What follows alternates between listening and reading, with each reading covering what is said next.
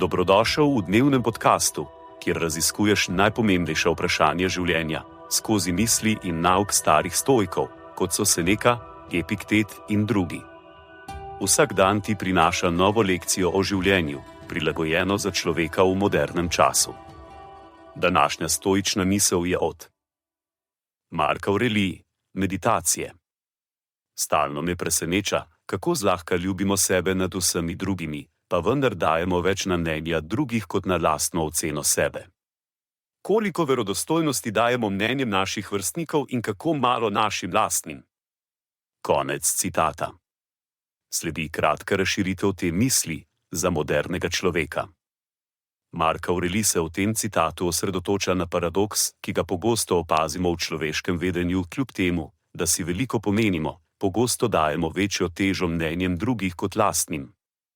To lahko vodi v situacije, kjer se obsojamo, podcenjujemo ali neskončno prizadevamo za priznanje drugih, medtem ko zanemarjamo lastno dojemanje sebe. Kako bi lahko to stoicistično lekcijo prenesli v sodobno življenje? Na primer, morda ste kdaj opustili projekt ali hobi, ker ste mislili, da drugi ne cenijo vašega dela. V takem primeru bi bilo koristno spomniti se na Marka Aurelija in dati več poudarka na lastno oceno svojega dela.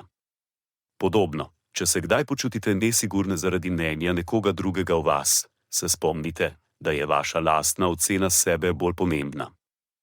Na koncu dneva ste vi tisti, ki najbolje poznate svoje vrednote, sposobnosti in vrednosti. To ne pomeni, da bi morali zanemariti povratne informacije ali nasvete drugih. Namesto tega nas Mark Aurelij spodbuja, da ohranimo zdravo ravnovesje, kjer cenimo mnenja drugih, vendar ne dovolimo, da bi to prevladalo nad našim lastnim dojemanjem sebe.